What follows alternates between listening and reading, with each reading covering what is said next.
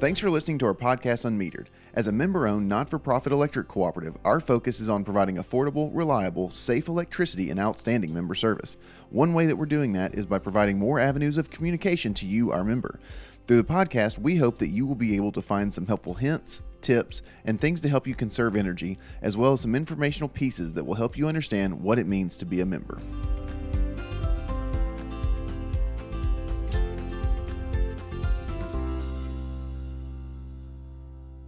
Welcome to our second portion of our interview with Brad Gibson, Chief Cooperative Business Officer with Middle Tennessee Electric. Our last time we talked a lot about cooperative solar and kind of the grit that makes it the program that it is. This week we're going to talk to Brad a little bit more about his career, as well as how it got him here and some personal stuff, kind of like we did with Chris Jones and Tom Suggs. A couple of housekeeping items before we get there.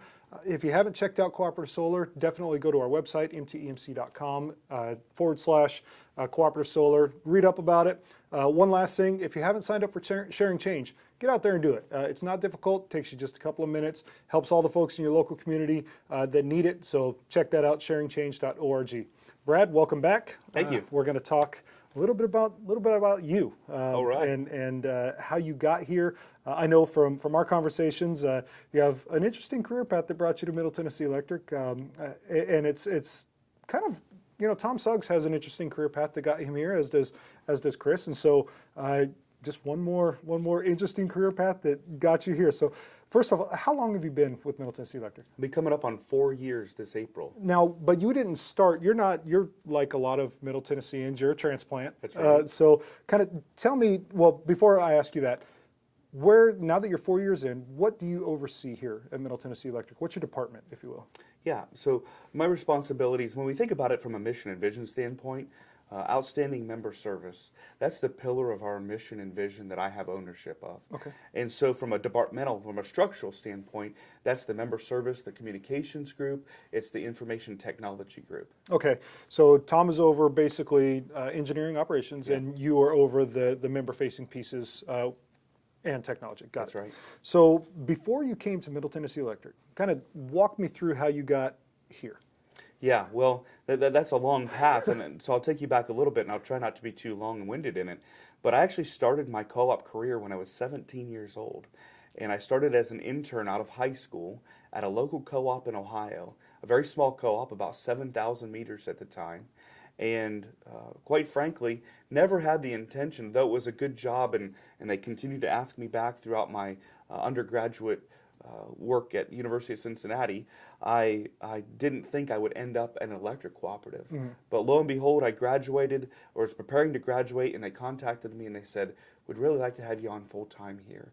And so at 21 years old, I started full-time at an electric co-op in Marysville, Ohio.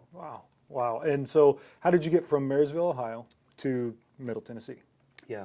So along the way, I held different positions at that co-op and went back and got my master's during that period of time, mm-hmm. and was with that co-op in some capacity as an intern or other capacities for about 15 years. Wow. In the last year and a half or so, they were actually in a position to farm me out as a consultant, mm-hmm. and I worked overseas in Bangladesh. Wow. As a consultant to our national association.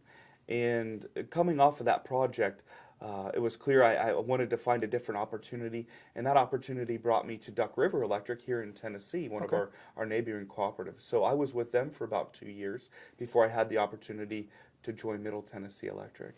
Wow, so you went from 7,000 members to Duck River to now 215,000 meters or thereabouts, and so you've kind of moved on up in the meter count. If you Yeah, I went from when I was at the co-op in Ohio, 7,000 meters, 8,000 meters, to 8.5 million meters when I was overseas. Wow. Yeah, so I saw some scalability there, and it was really a great experience for me. Now, and that I think is another podcast in and of itself, simply just to understand the difference in how we at Middle Tennessee Electric do things compared to overseas, because I'm sure it's probably has a little bit of difference there. Yeah, slightly different. You're right. So in the 4 years that you've been here, there have been some changes, I mean, including your position. Yeah. But how have you seen Middle Tennessee Electric change?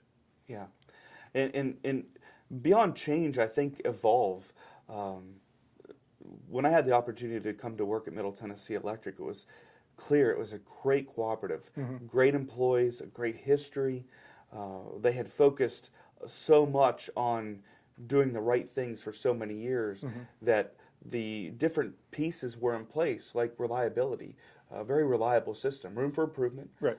The rates are in check. Always our members would look to us to have lower rates, and we work hard at making sure we have great value.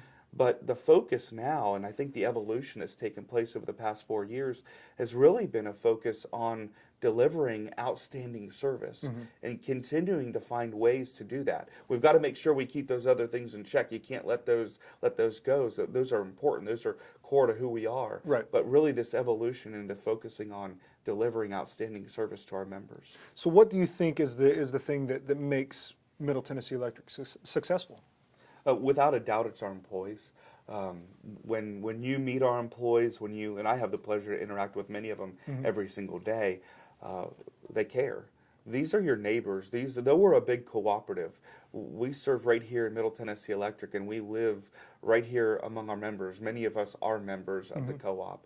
And so we're very committed to who we are as an electric co-op. We're very committed to delivering on those pieces, that reliability component, that affordability component, delivering it with outstanding service to our members.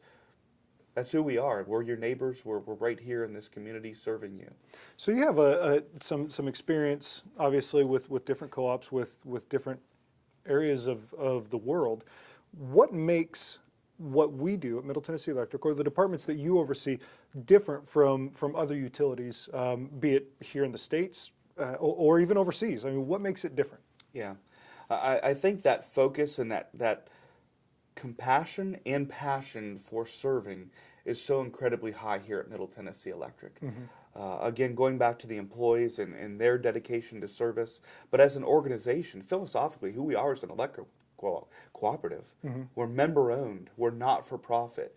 The alignment that we have to do the right thing to serve our members in those capacities, it works. It fits. And the people here understand why it works and fits, and they work tirelessly to make sure it happens day in and day out. So how does that affect the members? You know, when we talk to members and we see on social media, you know, what members are talking about, and you know, some of the things that they say when we're out at community events, just some of those things. How does our focus, or the focus of Middle Tennessee Electric, putting the members and their concerns forefront, how does what we do operating daily, how does that affect the members? Yeah, I think it affects firsthand when something happens. Right.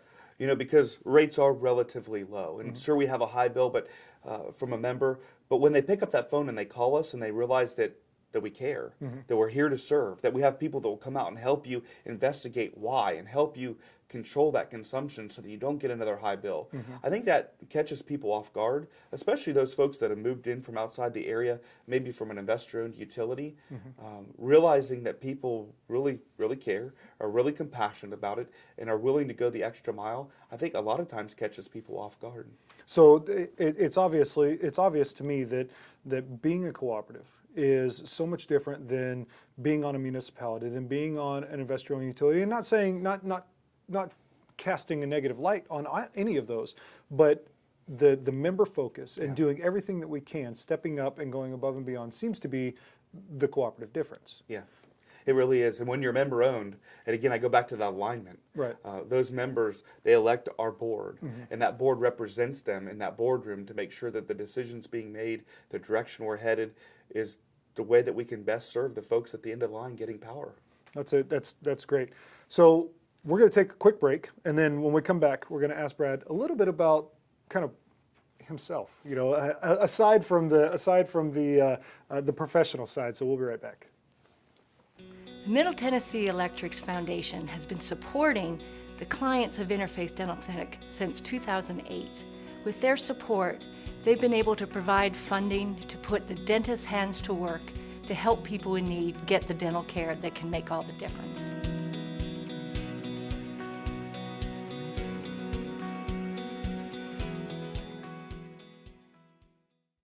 Welcome back.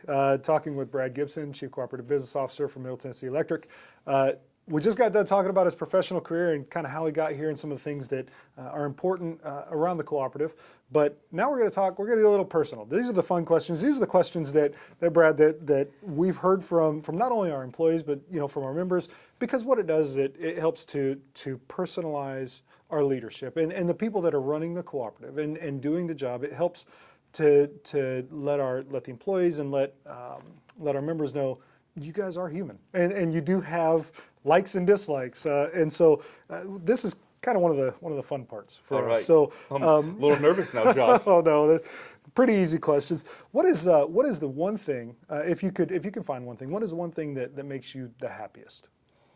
Boy, well, very easily it would be my family, spending time with my family. But you take it, there's different levels of happy. Right. So if we could be on a boat together, that's probably ideal for me. Is if we're spending time on the water together, it's a pretty good day. So your hero, who is somebody that you look up to?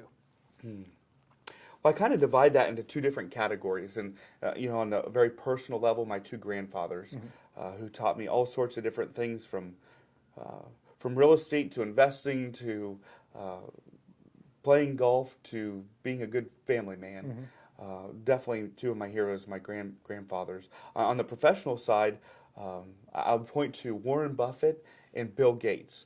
The camaraderie they have with one another, the way they challenge one another, aside from being relatively wealthy, but just seeing how they give, how they make a difference in the world, really, Right. is pretty motivational. Kind of speaks to what we were talking about earlier with how the cooperative is run. But Yeah. we won't jump back into the professional side. So now you travel. I mean, you had mentioned that with work you went to Bangladesh, but you also do some personal travel too. Where's your favorite place to visit?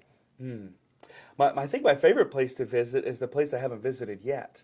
And because it's the unknown, what I enjoy a lot about traveling is getting to submerge yourself in a different culture, to meet new people, to engage in those conversations that you never saw coming. Right. So while I've been fortunate to see a lot of areas of the world, and I'd probably say Southeast Asia is one of my favorite places that I've been so far, really the idea of travel in the unknown is probably my favorite because of what's still out there. So travel to Southeast Asia as one of the favorite places that you visited. So that just leads right into the food category.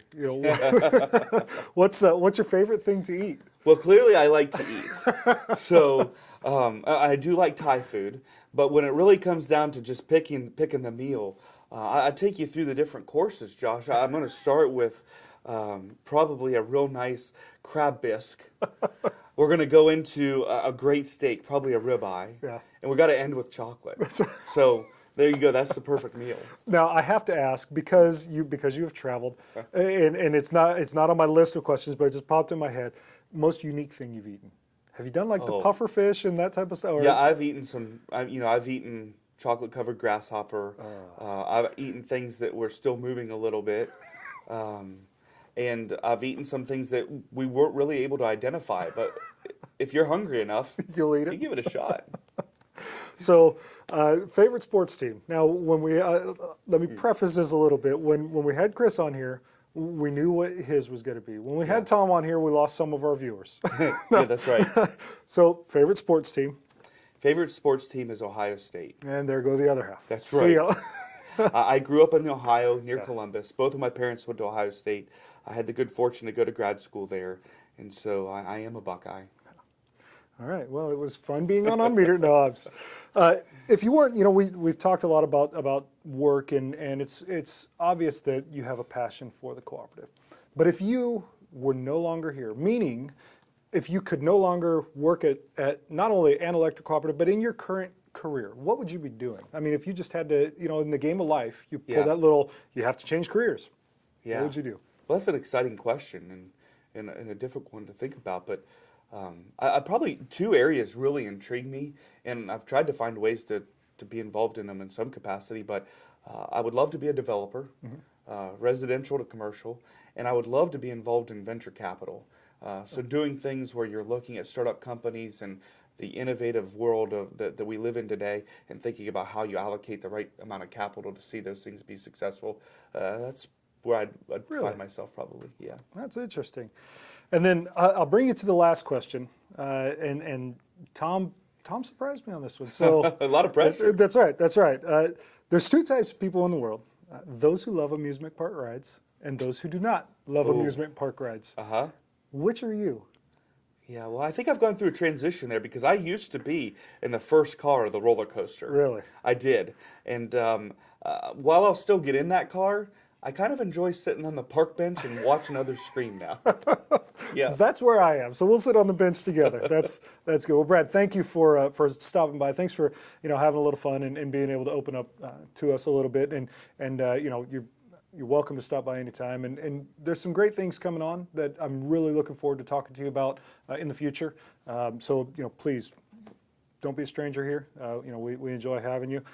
Thank you all for tuning in. Hopefully you had some laughs. Hopefully we were able to teach you a little bit of something. Tune in next week, and we'll see you then. Thanks, Josh. Hey. Unmetered is brought to you by Middle Tennessee Electric.